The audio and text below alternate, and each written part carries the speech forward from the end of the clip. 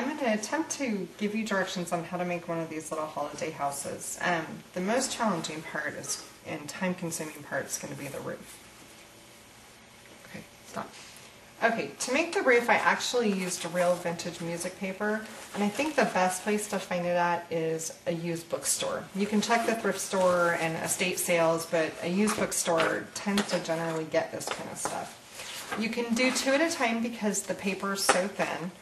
And you're going to use the Treading Water Punch by Fiskars. This punch is actually a little bit difficult to use. And the way it works is you need to hold it upside down in your hand and slide it into the little area for it and just line up your edge with the edge of the punch. And I highly suggest you do this over a trash can. So now, because this paper is thin, it tends to catch it a lot, so just kind of clear it out. So you've got this punch right here. Then go ahead and put it back in, lining up your edge with the bottom edge of where the punch is. And then punch it through, and you're just going to keep going that way until you've punched all the way across the bottom. And to clear it out, just kind of punch it lightly.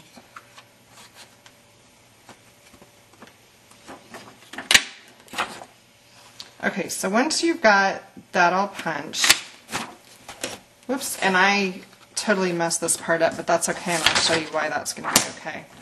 Okay, so then you're going to go ahead and just trim off a little scallop border. Really, probably about a ½ inch is about the width that you want it.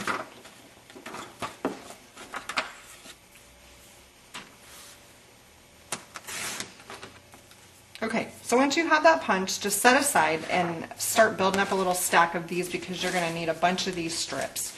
And then once you've done that, we're going to be inking the edges.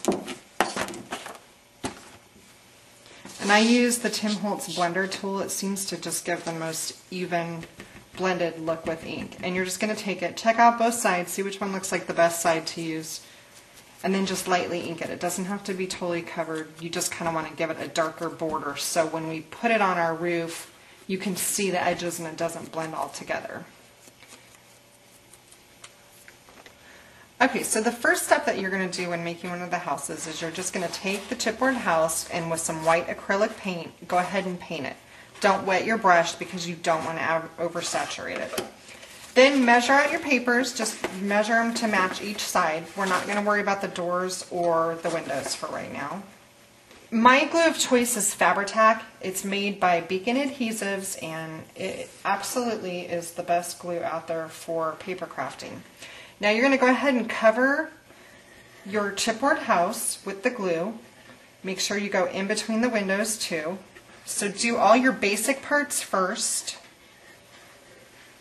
and then just kind of fill in the rest. And then take your paper, and you've got a second before it's permanent, so go ahead and kind of move it around, and now you're just going to rub it flat. Okay, so now you have a house that has no doors, no windows, it's just a box.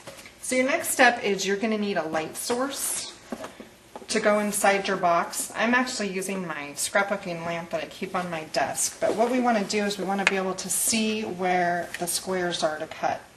I'm using a razor knife by Fiskars. I use the finger one, and all you're going to do is just pop it through and pull down lightly. The chipboard will stop you from going further, so don't keep pushing because you don't want to cut through the chipboard.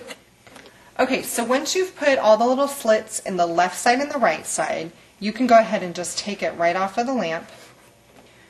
Okay, so now you're going to go ahead and take your house and put it sideways and just put your razor knife right in and just connect the dots. You might have to kind of saw just a little bit, and you're just going to pop out the little pieces of every window and of your door. And it's okay if it's not perfect because we're going to go back and sand.